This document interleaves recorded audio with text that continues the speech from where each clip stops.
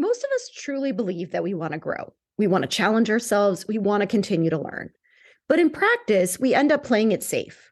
We stick to what we know we can do well, which, if we're being honest with ourselves, is not growth. This week, I talk with Zach White, a fellow consultant who started his career in engineering and now helps engineering leaders to achieve their career goals without burning out. Zach shares his story of how his approach to his career led to divorce, depression, and how hitting rock bottom helped him to reevaluate what's important and how to achieve career success in healthier, more productive ways. He also shares practical advice for how to find clarity, break free from fixed mindsets, and set stronger boundaries at work. Thank you so much, as always, for listening. Welcome to the Impostor Syndrome Files. My name is Kim Meninger, and as an executive coach and former high-tech leader, my personal mission is to help professionals overcome imposter syndrome so that you can advance your career with confidence. Each week, I interview a new guest who brings a powerful perspective to this conversation, including personal stories, best practices, and new insights. The more we talk about this issue, the more we destigmatize imposter syndrome, recognize that we're not alone, and empower ourselves to access the tools and resources that can help us and those around us. Thank you so much for listening and for sharing with others you think would benefit from this conversation.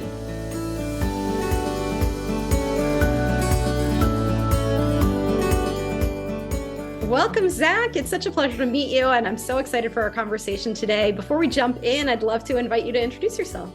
Well, thanks, Kim. It is amazing to be here. Thanks for the invitation. And yeah, Zach White, my company is Oasis of Courage. And long story of how we got here, Kim, we might talk about it today, but in brief, what I do now is help engineering leaders at all levels to experience the career of their dreams inside the context of the life of their dreams. In other words, how do we create success without burning out? And the challenges of being in a technical career path, whether it's manufacturing or writing software, engineers, if you are one or no one, there are some things that come with that particular bundle of the identity of being an engineer that can create some challenges. So love the work we do now in coaching and training for those engineering leaders. And it's a huge gift to help them create success. So why engineers? What's sort of the bit of the backstory on that? Well, once you're an engineer, you're always an engineer, Kim. And I am, at my heart of hearts, an engineer. I started in mechanical engineering at Purdue, boiler up. Granted, at the time of this recording, it's a very hard time to be a Purdue fan. We just lost in men's basketball in the NCAA tournament in an unbelievable game. It was terrible. But I went to Purdue, studied mechanical engineering, and built my career at Whirlpool Corporation, just like every other engineer wants to do. Go out, be successful, go for those promotions, make something of yourself. And I did it all wrong. I was so hungry for success, Kim, but the only strategy I knew at the time was work harder, get smarter, leverage my intelligence. And if I don't know what to do, just keep studying, keep learning, and keep working. And I drove myself into a really deep burnout that ended in divorce and depression, disappointment, embarrassment, and asking a lot of new questions about, like, how do you do this? There has to be a better way. I still want to be successful, but this really hurts, this rock bottom experience of life. And coming out of that is where all of what is now the systems and strategies and tools we coach our clients in was born, learning how to do it a different way. And happy to say it worked. I doubled my income. I got 5 promotions in 5 years, had so much fun in my career after that. And now turning around and saying, okay, how do we help people not go through what Zach did? So there's so many different pathways that I want to go down, but I want to start with first of all, the vulnerability that you show in saying that. I really appreciate it. I also I'm thinking about this from the perspective of your being a male too, right? And I wonder, what was it that led you to believe that that was the right way? Obviously, you learned the hard way that you said you got it all wrong, but what is it about the system or the environment? Like, what kind of messages were you getting? How did you think, or how did you get to a place where you thought, this is what I need to do? I do think it started in school for me. When you're studying, even back as far as high school, if you don't get the grade you wanted on the test, it's usually because you didn't actually apply yourself. If you're smart enough, if you just study, you can get the grade. And in my home, my mom always told me, Zach, school is your job. And it was expected that I would do my best in school. And I was a straight A student and I did well, valedictorian, all those things. And I built an identity around my intelligence, which I think is really true for technical talent. We win in the workplace through intelligence. At least that's what we believe initially. And so we're really focused on that. And then in college, it's the same thing. If you don't understand the material, you need to keep studying. You need to keep working at it until you figure it out. And you build this kind of culture of, I either know it or I don't know it. And if I don't, that means I need to study more. And that's where it began. Then you enter the workplace and you look around, and depending on what company you're in, there's a culture there, but especially in the engineering side and product development, there's a lot of stress, there's a lot of anxiety, there's a lot of uncertainty, there's a lot of this lone wolf hero mentality, and you see people all around you working these crazy hours. And the higher up the ladder you look, it seems like those are the hardest working people. And even if that's not entirely true, you just infer subconsciously, if I want to be successful, I need to work harder than the other people on my team. It's going to all come down to who's willing to put in the most for the company. And nobody actually told me that, Kim. It's just this subconscious that's looking around and taking notes and saying, oh, okay, well, so-and-so got a promotion and they're the one who works 70 hours a week. So that must be the way. These experiences create beliefs. And then those beliefs drive our actions, and our actions create results, even if those results are not the ones that we wanted. And so it just reinforced for me this idea of, all right, I want to be the smartest, which means I need to study more. And I want to get promotions and be somebody, which means I need to work harder than everyone else. This work ethic gone wrong, so to speak. And it's a downward spiral. Once these things take root and you don't have any way out of the pattern, it really does become almost an addiction until you crash and burn. It's such a powerful way to describe it. And I appreciate that you went back to school too when you're in your story, because I think that is a very big influence on how we see ourselves in these environments. And I think about that a lot too, just in terms of engineering or STEM jobs where there's always a right answer. There's always something more to know, right? It's sort of, it conditions your brain to think, I just need to keep learning, keep doing, keep working all the time. And yes. And that lone wolf piece that you mentioned too, because it doesn't prepare us for the fact that once we get into our organizations, and while there are certain jobs that are more independent than others, we're part of a team now. It's not, we're not in an individual sport where we're all competing with each other.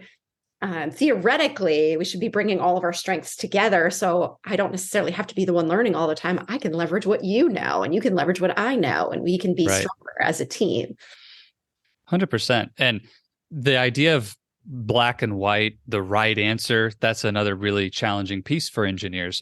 You have folks who come out of school in some of the soft disciplines where they are used to living in an ambiguous conversation, talking about literature or talking about something where there is no right answer, and it's about formulating powerful opinions and bringing your own perspective. They don't understand the way that the engineering mind works. It's like, there's the right answer and there's all the other answers. and my goal is to always have the right answer. And if you don't get the A. And then you come into professional life and it's like, wait a minute, you mean there is not a single right answer? There's lots of ways to design a solution for this product. There are many paths to write the code for this. Like it's a whole different ball game. And then to your point, it's like, oh, and we all need to collaborate together to come up with one answer that may not even be quote right. It's like, it's a very mind altering experience, and not everybody adjusts well to that environment. How did you figure out, this isn't working? Like, how did you know that you needed to make a change? Kim, I wish I had a good answer to that, but the truth is I didn't figure it out until it was too late. So I was blissfully ignorant of how poor my life was trending, especially on the personal life side. My marriage was a mess. And looking back, I could have, if I had been honest with myself, the signs were there. But I was willing to lie to myself about that because I didn't want anyone else to know. And one thing I'll share that I learned the hard way through all this is that I kept a lot of secrets. I was just stuffing it all on the inside and pretending like everything was okay on the outside. But it wasn't. But I had tricked myself into thinking that it was because I was so hungry for that success at work. I'd really built my identity around that and was letting everything else fall apart. And the moment that I woke up was when I came home from a work trip, expecting my wife to be at home. And I come into an empty house and there's a note on the kitchen table that says, I don't think I can do this anymore. This isn't working. You're not here. You're not showing me any of the love and concern that you promised when we shared our vows, and I'm out. Like, it's divorce time. And I was crushed. Kim, it was the worst moment. Just the minutes surrounding finding that note is the lowest I've ever been in my life. And it was a wake-up call. And unfortunately was unable to recover from that. It was such a steep trajectory downhill. It just didn't end until I hit rock bottom. I'm really sorry to hear that. And I feel like everyone has their own definition of rock bottom, but I've heard so many variations of it took me until I got to this point, and then I had no other reasonable option but to make a change. And so I'm curious, I kind of have a two-part question. You can answer this however you want, but number one is like, so how did you have the strength and the clarity to pull yourself out of that and think differently about a world where it sounds like there is such a fixed mindset in many ways? And then I know we'll get into this later, but sort of previewing the rest of the conversation, how do we keep other people from getting there? If it's, everyone sort of makes their own mistakes in life. That's how we get through life. But you and I are both in these kinds of careers because we want to help people avoid getting to that point. And so I'd love to just start with your own personal story, and then we'll move into how do other people who are listening that are maybe thinking, oh gosh, I am on that same trajectory, start to shift. I like that you used the word clarity, because clarity is power. When you have a sense of true clarity about who you are, your being, your values, your purpose, and then where you want to go, your vision and the goals that you have for your life, it's so much easier than to make decisions and take action towards those things. And I was not clear on those before the divorce. And what happened during the rock bottom days, in a way, all of your ego just peels off. You're just so vulnerable. You're so bare in existence. And I remember calling my sister, and it's the first person I called after I picked up that note, after I was done bawling my eyes out. And I called my sister, and she's the first person who I told the truth. My marriage is terrible. Like, I'm going to end up divorced. I think. I don't know what's going on. My life's a mess. I'm unhappy. Like, everything that you saw from me at the last holiday gathering, like, none of that was true. Here's the truth. And so I would say clarity began by telling the truth. Stop keeping secrets. Stop lying to yourself, and be willing to be open with the people who have earned your trust. And I don't mean blab on Facebook about your problems. That is not what I'm talking about. What I believe in now, and I didn't have it then, is having a small group, 2 or 3 people in your life with whom you are fully known. That's the phrase that I love. I want to be fully known by someone and have no secrets with that person. And that is a very precious relationship, by the way. And not everybody has that. And if you don't have that, that's something to work towards. Who are those people? And how do you build that trust? A whole nother conversation. But When I started telling the truth, Kim, things became clear of where I was not actually living my values. I wasn't living my faith. I wasn't honoring my family the way I wanted to and investing time in them. I wasn't taking care of my health the way I wanted to. Just everything started to become clear as I was truthful with myself and with others. That didn't make it easy to take action, by the way. It was still really hard to motivate myself. And I think the other thing that happens in a rock bottom moment that's forced on you is everything that's in the long-term horizon of your life, all these dreams and goals and the things that we talk about, that it's really easy to kind of convince yourself that life is going well because you can live out there in the future cognitively.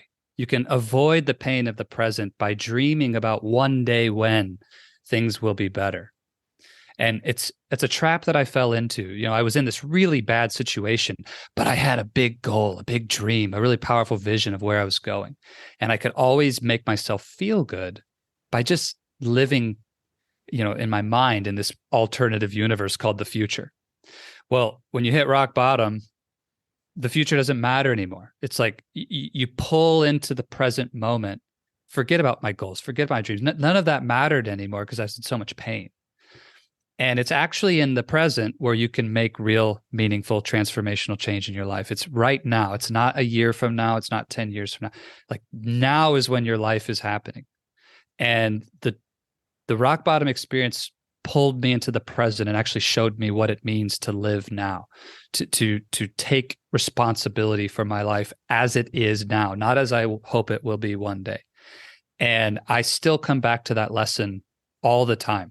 It's a constant practice for me to say, yes, I want to dream. Like I work with my clients on big visions, huge goals, promotions, and lifestyle changes that they have dreamt about for decades in some cases. But it's like once we know that picture where we're going, you must then pull back and focus on right now, because this is the only moment you actually have to take a step towards that dream. And so I think those things stood out as the way that the trajectory changed. You know, and there was a lot of heavy lifting and work to do to then get back to the life that I live today. But that's how it began. It's so powerful to hear you talk about telling the truth to yourself and to other people, and how easy it is for us to live in denial, to live in the future like you're describing. I think that's just such a powerful way to think about it, is, you know, what's happening today doesn't matter because I've got this mythical future ahead of me, and that's where I'm headed. And it's interesting when some of the language that you use to describe where you were reminds me, and you use the word addiction, and it reminds me of addiction from a substance abuse perspective, right? Of not being honest with yourself, lying, hiding, things like that, Totally. until you reach a point where it all comes crashing down and you have to make some big decisions. And what's interesting, and not to diminish the experience of anybody who's a recovering addict on the substance abuse side, but what's interesting about what you're describing is you went back to work, right? So, you know, now it's not like something you can just never encounter again or decide I'm going to live in this whole new world. You had to go back. You had to really actively, I'm assuming, reshape your relationship with this space where you've got a lot of habits, you've got a lot of beliefs. Like, how do you rethink what this relationship looks like and actually make the changes necessary to avoid going right back to where you started? Yeah. Well, you know, rock bottom gives you the gift of a reset in the sense that you're literally like your biology and there's so much that happens. You have this blank slate, but it's super true that if you just step right back into those same environments and that same flow and that same work with those same people doing the same things, then your life will not change. And so the thing I did at that time that I will never regret, and it's gotten me to where I am doing this work now, was I hired my first coach. I was also working with a therapist on the grief and the healing and the wounds of what had happened in my life. But when it came to my future and my work, I hired a coach and said, look, I must find a different way to engage with my career, because I still have a dream to be very successful. that never left me. All right. I had to push it to the side for a while during the time of healing and understanding what had just happened. But it's not like I suddenly became unambitious. Like I still wanted something great for my life well beyond what I was experiencing. And so I hired a coach, said, I need help. Like, what's the way to approach this? And started building an entirely new set of mindsets, skill sets, tool sets, my approach, new boundaries, a new way of being, focusing on totally different aspects of my career. And it was transformational. I mean, again, I already shared the results were incredible for myself, to the point where people started looking at me and asking questions like, how did you do that? Like, what just happened? Like, please explain where you're getting your results from, because this is awesome. I want what you've got. And so I really, that's where I fell in love with coaching and started training as a coach while I still was an engineering leader, because I knew how powerful it was to help my team. And then, the rest is history. Ended up in 2019, leaving a really lucrative, very successful career that could have gone on and on, probably to any level I wanted, to be honest. But I had this passion that was born to go back and help people not experience what I did. Were you in the same company?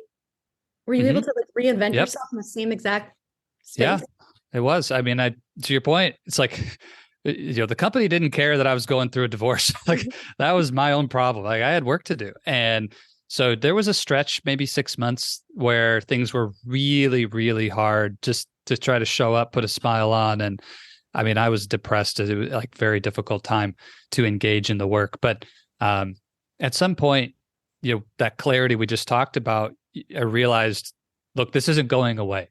I've got a lot of work ahead of me and I need a new approach. And so I went out and hired a coach and just got after it. And it was amazing how fast things changed when you really come at it with this radical responsibility. Like, I don't care how I got here.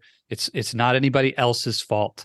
Like, this is my opportunity to go change the trajectory of my life and my career. And I'm ready to take it. And, I'm ready to get out of my comfort zone and I'm ready to try new things. And honestly, it doesn't matter if it works or not, because Kim, it can't get any worse than this. Like that's the one freedom that comes with hitting rock bottom, is you suddenly don't care as much about failing, which is something now with clients who have so much going for them, the fear of failure. And I know we talk about imposter syndrome. It's like, wow, that is a gripping force of fear that holds us back from a life we could truly love. And that's one of the gifts of just losing everything. It's like, well, I'm no longer afraid of losing again because I'm already at the bottom. Yeah. And so, I think it was pretty amazing how fast things changed from that point. So when you started to make changes, which I'm assuming you referenced boundaries, right? I'm assuming that you were not working the long hours and giving of yourself in the same ways. Did you notice any pushback from your leadership? Were you in any kind of tension around the new way of working? Like, what did that look like? Absolutely. Yeah. I mean, it's very uncomfortable to be the person who leaves at 5 when no one else does. And there's a lot of people who will tell you, you shouldn't do that, especially if you're the leader. If the team's still working, you should still be there. Nobody outworks the leader. And I get that. There's some powerful truth buried inside those sentiments, but we have to be careful with that because that's predicated on a healthy culture. And if there's not a healthy culture in the organization, then I don't necessarily believe those things are true. And so I left, when my work was done and when I had set my team up for success and there was nothing else I needed to do, I left. And, there were people who were upset about that at first. But what happens is suddenly your courage to do something different opens the door of possibility for someone else to ask a new question. Suddenly they're thinking, wow, Zach left at 4:30 today and he's still getting great performance reviews and promotions. This is interesting. Like, I wonder if I could be leaving sooner. Right. And then they ask me the question like, dude, how are you getting the work done? And it's like, oh, well, I've stopped going to meetings that aren't productive. I've stopped doing these things. I'm focusing my calendar around my highest priorities. I'm saying no to low priorities. I'm pushing back when people try to shovel their work on me. That's not my job. Like, I'm telling them these things. And suddenly people start asking new questions like, wait, what? I don't have to say yes every time somebody comes. Like, wait, what? I can actually have some autonomy over my own calendar, and just because my boss invites me to a meeting doesn't mean I have to go. Like, your courage sets the tone for something more that's possible. And there were plenty of times that I ended up in hard conversations where I just drew the line and said, look, if this isn't going to work for the organization, then that doesn't work for me either. And we can go find a solution to that. And if that means I'm not here, then that's okay. But at the end of the day, your performance will speak for itself, and your leadership and your values and your attitude. And, they don't want to lose a great talent just because you have a boundary that is a little different than what your boss has or whatever. And those conversations are hard, but I'll tell you, I've never had a client yet who got walked out the door and fired the first time something like this came up. It just starts a dialogue. And that's what you need to do. Have the courage to make a new decision to start the dialogue. And if in the end, the company says, look, you have to stay here 60, 70 hours a week if you want to keep your job here, I call that a win, because now I can make a clear decision. Is that the company culture I want to work in? And if it's not, then I'm going to leave. And that's a win for me, because otherwise I would have been reluctantly, building bitterness and resentment towards this situation the whole time, hating my life, working hours I didn't want to work. And the company doesn't win, and I don't win in that situation. So this is why my company is called Oasis of Courage, Kim, because I have full respect for the fact that these are difficult, courageous things we're talking about. And it probably makes your palms sweat just thinking about going in and having that conversation.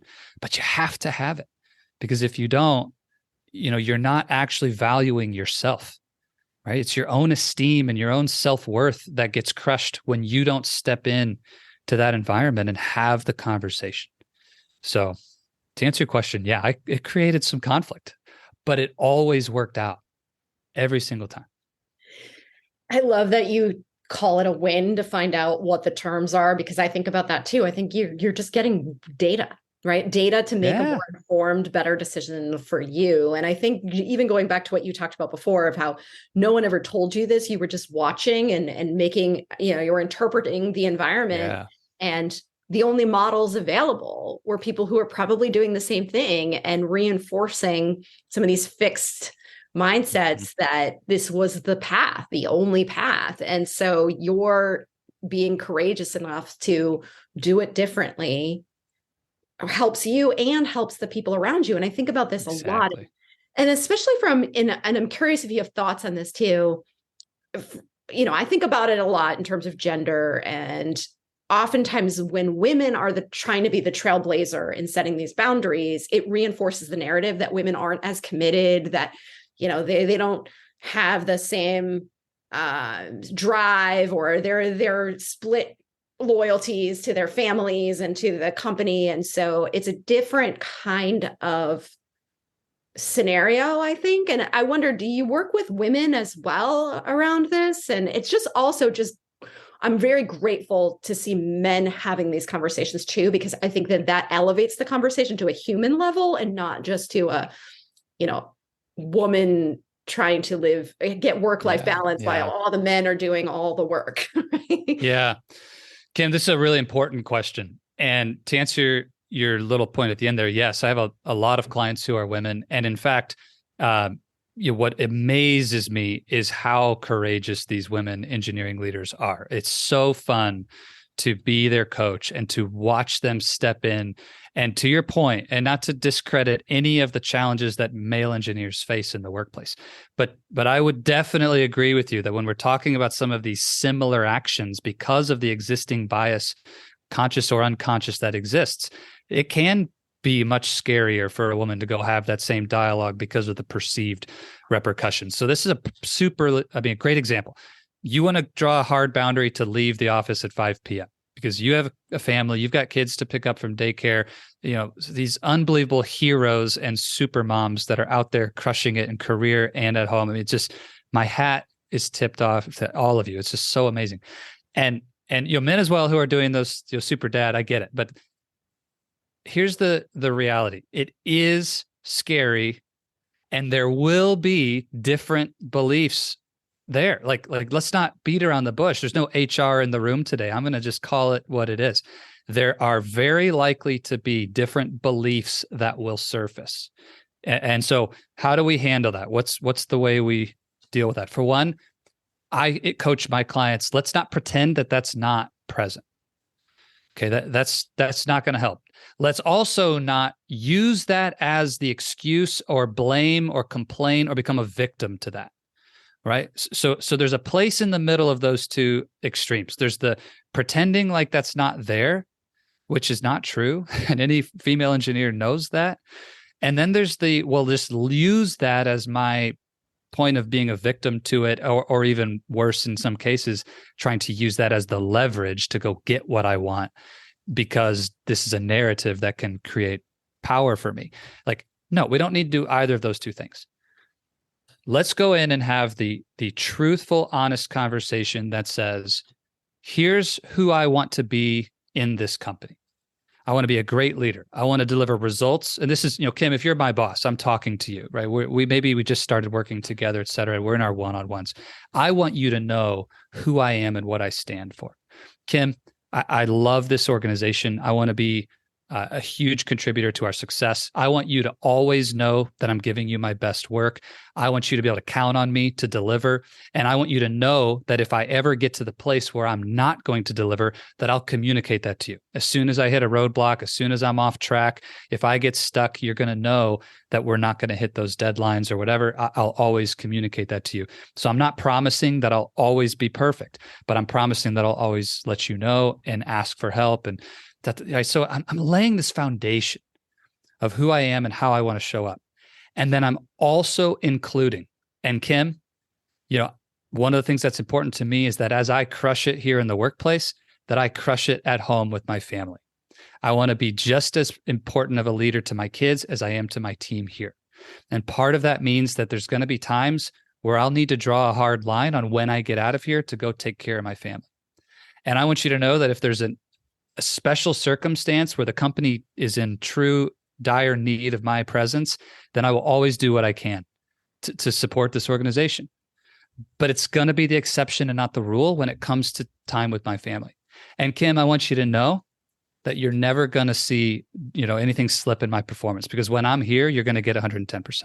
Like this kind of dialogue. Now, as a leader, when your team member comes in and tells you, like, look, I'm going to take full responsibility for myself. I'm going to be the best team member you've ever had. I'm going to constantly be growing. I'm going to over deliver all the time. Oh, and by the way, I'm going to leave at 5:00. Like that's not a problem, right?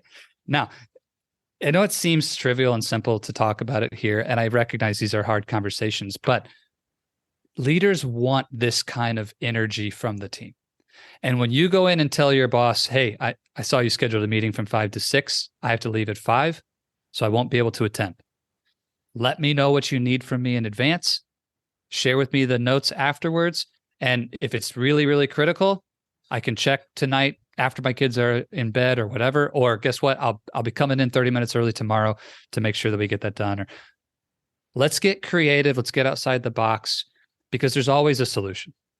And if we come at it with that mindset, that openness to say there's always a solution that will work for our combined interests, and I care about what the company wants.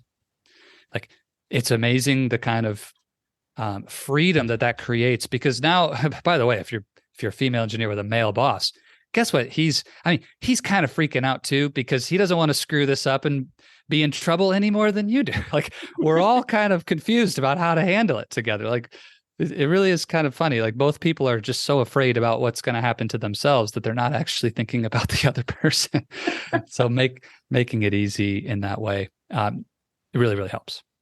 Well, and I just so appreciate the honesty and the really candid conversation.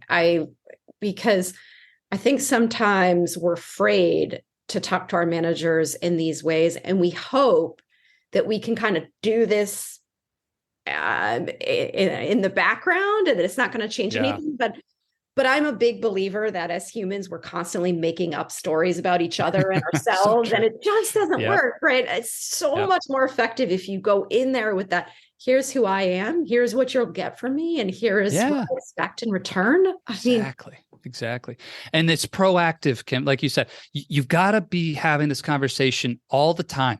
It's ongoing. It starts from the beginning, because then when you get to that moment where you need to draw the boundary, nobody's surprised, right? You are being in full integrity to what you said you would do in that moment.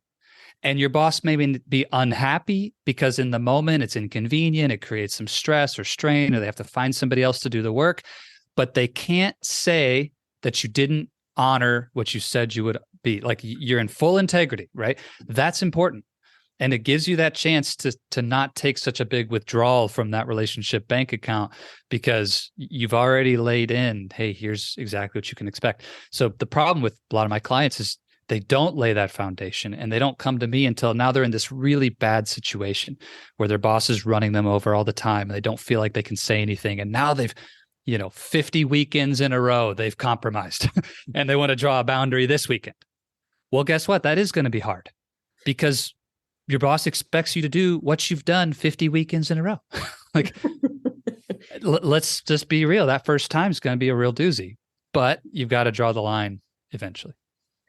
well, and one of the things I think about too, going back to what you talked about, when you hit rock bottom, you've got nothing to lose, is that if you always believe that you have another option, that you can stay empowered in these kinds of dynamics. Because if your biggest fear is, I'm going to lose my job, or, I'm going to have to leave, then you're not going to assert yourself in the way that works best for you. It's always this desperate attempt to keep someone else happy. And I think, I wonder if you have thoughts on, how do I stay empowered and okay with the possibility that this conversation isn't going to go to the way that I hope, but again, it's going to be a win because I get the information that I need.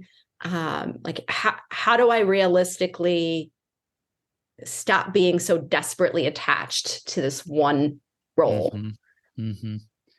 It's a cognitive distortion that happens, that we believe, if I lose this job, I'm in a world of hurt. This is going to be terrible. Or even that this conversation is a potential job ender. Like, there are very few conversations you'll ever have in your career that the outcome of that one chat is you're fired. Like, they exist, but believe me, it's way more rare than you might think. So yeah, your mind is warped based off of this primitive survival instinct of our autonomic nervous system. And I'll just remind everybody, your subconscious is wired for survival, not for success. So don't be surprised when it treats you this way and it creates these fears. It's like, expect that. And that's part of why building courage in advance of needing it is part of what we do in our coaching. Because if you wait until that big moment, it's too late. You got to strengthen that in advance. But to kind of get back to the idea of, well, how do we change this? I like what you said, and I'll just build on it, that when you have a set of beliefs that are bigger than the moment, those grounding, growth mindset types of beliefs, those affirmations, those statements that guide your life, we could even call it a core value, if you will. That's something that you really grip into, that says, no matter what happens, I'm going to make it. I trust the process of life. I can always recover from any setback. And as an engineer, I like to make this logical, because logical arguments are great for engineers. And we learn in engineering school that when you're testing something, Kim, you don't test it within the zone of known success, because then you don't learn anything. You test things out at the edges. You test things until they fail. Test to pass is a bad test methodology. You test to fail. And we know that. We practice that. We design experiments in that way as engineers. And we know that you learn more from failure than you ever learn from success. Passing the test doesn't teach you anything. Failing the test is what teaches you something. And so you take that reality and say, well, it's interesting that in my job, I know that pushing to the edge is how we improve the fastest, how we learn the most. But in my life, I want to stay nice and safe around the things that I know. And that's completely backwards. The logical argument would be, let's push it out to the edge. And if you fail, I promise you that you're going to learn more from that failure than you ever would have by just staying safe. And it's going to make you 10 times better, right? You're going to learn from that in a way that you never could have if you hadn't. And so we love growth. We love to learn. We love all these things, but we say we hate the idea of failing. But failing is where the most growth, the most learning, and the most of, advantage comes. So in truth, I really ought to love failure just as much as I love success, because that's where the real learning happens. And when you start to buy into that belief, like, if I win, I'll celebrate. And if I fail, I'm going to learn 10 times more than if I had won, and I'll celebrate. Those kinds of beliefs, when you really anchor that in your subconscious, which, part of what working with a coach does is we help learn how to get out of our heads and really embody these things. But that shifts everything, because now you can go into that meeting and the outcome doesn't matter. If I win, I win. If I fail, I win. So, it's a pretty cool way to live. That's such a great, I love the logic, right? Because I think that helps with engineers, but also with everybody. And so I think that's a great place for us to wrap up. Although, Zach, I could seriously talk to you all day. But for those who are listening that are thinking, I really want more of what you're saying and what you're doing, where can people find you? Kim, I could do this all day too. Thank you so much. I'm having a blast. But if someone out there listening is in a STEM profession, you're in science, technology, engineering, mathematics, and you want to really explore this deeply, if what I'm sharing resonates with you and you're looking for growth or promotions in your career and you want to talk to me, I'd love to extend an opportunity just for your listeners, Kim, to get a free call with me. And if someone wants to take advantage of that, it's really simple. We call our coaching program the Lifestyle Engineering Blueprint. And I'm a mechanical engineer by degree, but I'm a lifestyle engineer by the School of Hard Knocks, Kim. And so if someone wants to chat with us, just grab your phone and text the word lifestyle, just that one word, lifestyle, to the number 55444. So it's lifestyle. Text that to 55444. We'll send you a link. You can grab a time. My team will just get a few questions from you, and then they'll get you on my calendar to have a call. At least at the time of this recording, I still take all of those. Maybe if it's a year from now, you might do a session with someone else. But would love to do that. It'd be an honor. Maybe you're not an engineer, or if you're not ready to have a chat, then just jump over to the Happy Engineer podcast. That's where I hang out, and you can keep digging into these topics. And every other way to connect with me is there in the show notes of the Happy Engineer podcast. Thank you so much, Zach. I really appreciate the work you're doing. I'm so grateful to you for taking the time to have this conversation. Kim, you're welcome. And I can't say enough in terms of acknowledging how important the work you do is. Impostor syndrome and fear and these things that grip us and hold us back from our dreams. Overcoming that can be one of the most transformational things anybody goes through. So thanks for what you're doing. Thank you. Thanks so much for listening to the Impostor Syndrome Files. If you would like to continue this conversation in a safe and trusted space, I would love for you to join my virtual discussion group every Thursday at 12 p.m. Eastern. For the past several years, the group has been limited to women, but it is now open, regardless of gender, to anyone who is interested in exploring and troubleshooting common workplace challenges, building better awareness of ourselves and others, and becoming more inclusive allies at work. Check out the show notes for more info on how to find us, and please join us next week for another episode of the Impostor Syndrome Files.